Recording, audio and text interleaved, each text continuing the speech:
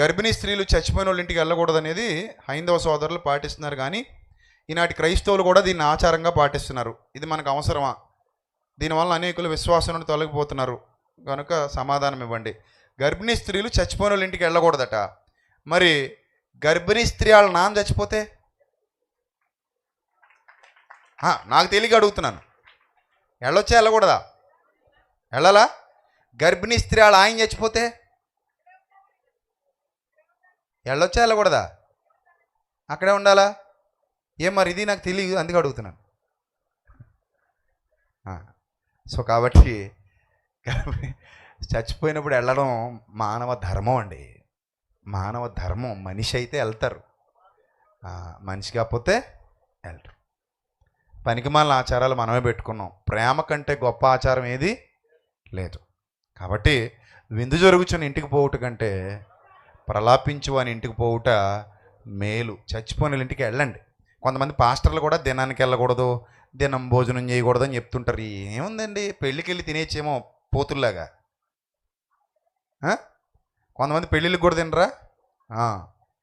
తప్పులేదండి, వెళ్ళండి. మనుషులు కలుపుకోండి, మనుషులు కలుపుకుంటే కలుస్తారు, దూరం చేసుకుంటే దూరం అవుతారు. క్రీస్తు అందరినీ కలుపుకుపోయాడు. పరిసేడు ఇంటికి వెళ్ళి కూడా భోజనం చేశాడు ఆయన. పరిసేడు మంచోడా చెడ్డోడా? చెప్పండి, మంచోడా చెడ్డోడా? చెడ్డోళ్ళే కదండి శాస్త్రులు పరిసేయులు. వాళ్ళ ఇంటికి వెళ్ళి కూడా భోజనం చేశాడు ఆయన. కలుపుకుంటే కలుపుతారు, దూరం చేసుకుంటే దూరం అవుతారు. అందరినీ కలుపుకుపోండి, అందరినీ కలుపుకుపోండి. చక్కగా తినండి, మీ బంధువుల ఇంటికి వెళ్ళండి, మాట్లాడండి, ప్రేమగా ఉండండి, వాళ్ళను గౌరవించండి, వాళ్ళు మిమ్మల్ని గౌరవిస్తారు. వాళ్ళను గౌరవించండి. వాళ్ళు క్రిస్మస్ శుభాకాంక్షలు అన్నారనుకో, నిన్ను ఏమంటావు? థ్యాంక్ యూ అంటావు. నువ్వు ఎప్పుడైనా సంక్రాంతి శుభాకాంక్షలు అన్నావా? మరి అస్సలు అనం అంటే తప్పేంటంటాను నేను. అంటే అన్నంత మాత్రాన్ని నువ్వు పాటించేసినట్ట, అన్నంత మాత్రాన్ని నువ్వు అంగీకరించేసినట్ట, అన్నంత మాత్రాన్ని నువ్వు వాళ్ళ విశ్వాసంలోకి వెళ్ళిపోయినట్ట, వాళ్ళ దేవుళ్ళను పూజించేసినట్ట కాదు కదా. కాబట్టి నా ఫ్రెండ్ నన్ను ప్రేమించి నాకు శుభాకాంక్షలు చెప్పాడు, నేను నా ప్రేమించి అతనికి ఏం చెప్తాను? ఏదో శుభాకాంక్షలు చెప్తాను. అప్పుడు మా ఇద్దరి మధ్య ఏం ఏర్పడుద్ది? ఒక ఆత్మీయ స్నేహపూర్వక బంధం ఏర్పడుద్ది. అప్పుడు నేను చెప్పింది అతను వింటాడు, అతను చెప్పింది నేను వింటాను. తద్వారా వారు సత్యం ఎరగడానికి అవకాశం ఉంటుంది తప్ప, ఇదిగో నువ్వు ప్రేమించి అతనికి ఏం చెప్తాను? ఏదో శుభాకాంక్షలు చెప్తాను. అప్పుడు మా ఇద్దరి మధ్య ఏం ఏర్పడుద్ది? ఒక ఆత్మీయ స్నేహపూర్వక బంధం ఏర్పడుద్ది. అప్పుడు నేను చెప్పింది అతను వింటాడు, అతను చెప్పింది నేను వింటాను. తద్వారా వారు సత్యం ఎరగడానికి అవకాశం ఉంటుంది తప్ప, ఇదిగో నువ్వు చెప్తే చెప్పు, నేను థ్యాంక్స్ చెప్తాను, నేను మాత్రం చెప్పను రోయ్ అనగానే వాడు ఏమనుకుంటాడో తెలుసా? నీలాంటి దరిద్రుడితో ఫ్రెండ్షిప్ చేసినందుకు నేను చాలా చింతిస్తున్నాను, ఇక మళ్ళీ జీవితంలో నీ ముఖం నాకు చూపించకంటాడు. ఇప్పుడు అదే పరిస్థితి వచ్చింది చివరికి.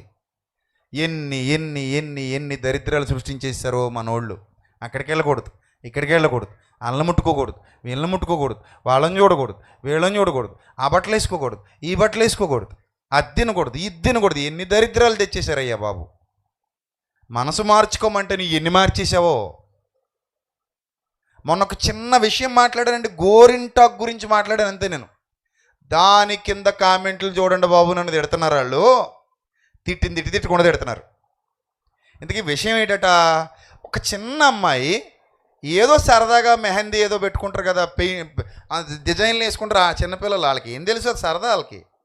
ఇప్పుడు ప్రతి పెళ్లి దగ్గర పెట్టేస్తున్నారు. ఈ కళ్యాణ మండపం ఇది, పెద్ద పెద్ద పెళ్ళిళ్ళు జరుగుతాయి ఇక్కడ. లోపలికి ఎంటర్ అవగానే ఒకడు కుర్చేసి కూర్చుంటాడు, ఇద్దరు ఆడవాళ్ళందరూ చేతులు వేసి వెళ్ళిపోతారు. చక్కగా వాళ్ళకి ఏం చేస్తారు? కోన్లు ఉంటాయి, ఇంత పొడుగు కోన్లు, సూపర్ డిజైన్ల మీద డిజైన్లు వేస్తారు, రకరకాల డిజైన్లు, ఈ చొక్క ఆ చొక్క ఈ చొక్క మంచి అందంగా పెడతారు. నెమిలి బొమ్మ, పిట్ట బొమ్మ, తాట బొమ్మ, అన్ని రకాల బొమ్మలు వేసేసి అందంగా పెట్టేస్తారు. ఇక్కడ దాకా పెట్టేస్తారు. వాళ్ళు ఇక్కడ దాకా పెడతారు, ఇక్కడ దాకా పెట్టుకోండి మాకు ఎందుకు. కానీ ఇప్పుడు వాళ్ళు ఏదో పెట్టుకున్నారు అనుకోండి, చిన్నపిల్లలు సండే స్కూల్కి రావద్దన్నారంట ఒక ఆయన. ఆ చిన్న దానికోసం ఆహారం పెట్టడం మానేస్తావా? వాక్యమైన ఆహారం తప్పు కదండి. దానికి ఎందుకండి నిషేధం? అందుకే నేను అన్నాను, తప్పురా నాయన, అలాంటి పాపిష్టి పనులు చేయకండి, వాళ్ళ బతుకాళ్ళు బతకనివ్వండి, మీకెందుకంత కుళ్ళు బుద్ధి? మీరేమో తల్లకి రంగులు వేసేసి వాకింగ్ చెప్పొచ్చు. ఎవడు రంగు వేయలేదు చెప్పండి ఈ మధ్య? నేను వేయలేదండో, చూసుకోండి, నాది ఒరిజినల్. మీరు అనుకునే రంగు వేసాను అనుకోవచ్చు, నాది ఒరిజినల్ పక్క. ఇంకా మధ్య మధ్యలో తెల్లంటికలు కూడా వస్తున్నాయి ఈ మధ్య, కావాలంటే దగ్గరకు వచ్చి చూసుకోండి.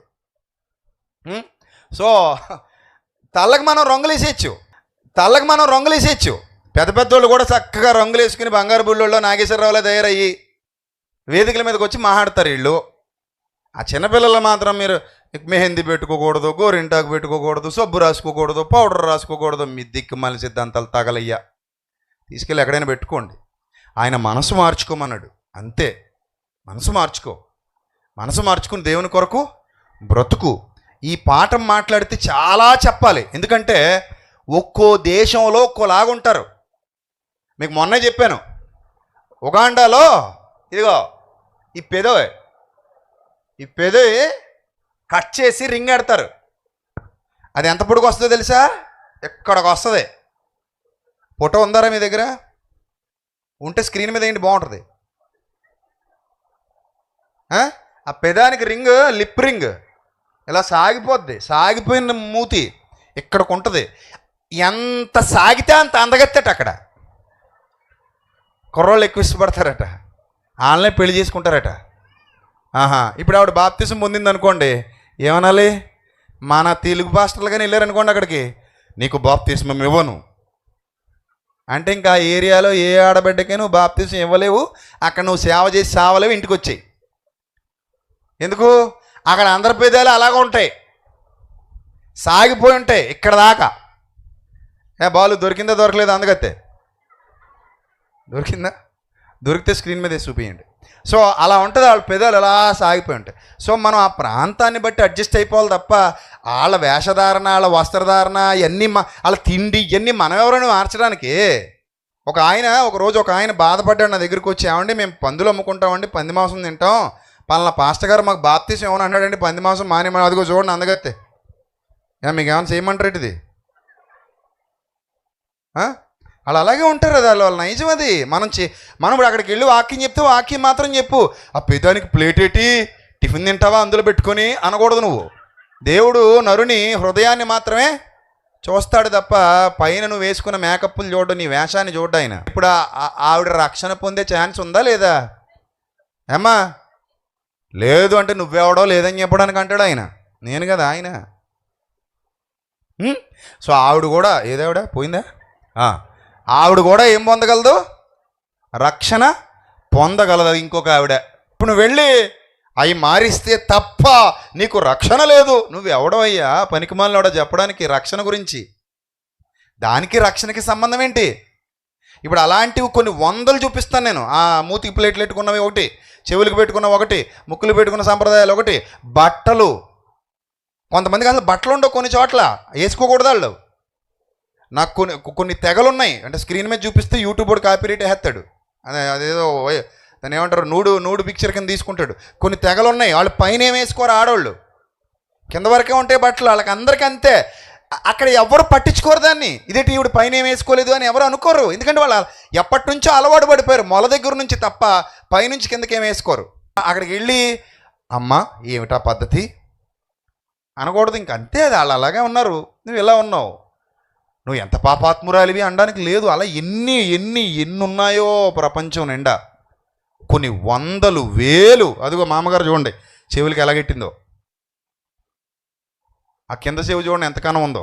మనకు అక్కర్లేని పెంట తవ్వుకోవడం తప్పితే అవసరం లేదండి. కాబట్టి ఎక్కడి నుంచి ఎక్కడికో పోయాం మనం. గర్భిణీ స్త్రీలు ఎవరైనా చచ్చిపోతే వెళ్ళొచ్చా? ఏమా మీరు చెప్పండి, వెళ్ళొచ్చా వెళ్ళకూడదా?